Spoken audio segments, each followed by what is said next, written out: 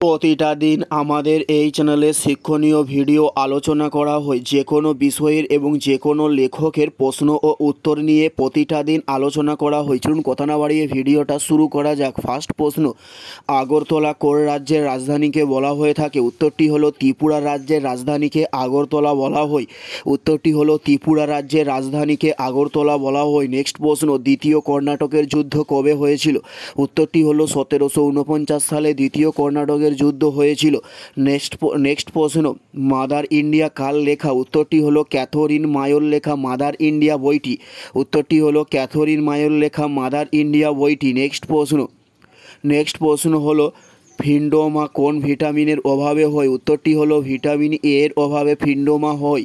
উত্তরটি হলো vitamin A এর অভাবে ফিন্ডোমা হয়ে থাকে। নেক্সট প্রশ্ন, বিল্টি কাপ কোন খেলার সঙ্গে যুক্ত? উত্তরটি হলো ফুটবল খেলার সঙ্গে বিল্টি কাপ যুক্ত হয়েছে।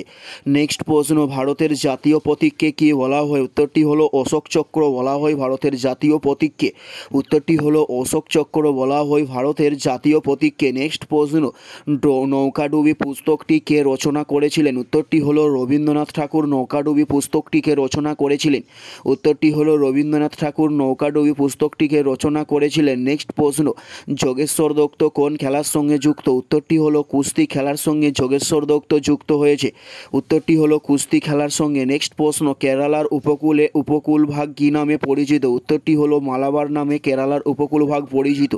উত্তরটি হলো মালাবার নামে পরিচিত। নেক্সট প্রশ্ন, কোনটি প্রথম সারির খাদক বলা হয়? উত্তরটি হলো ছাগলকে প্রথম সারির খাদক বলা হয়।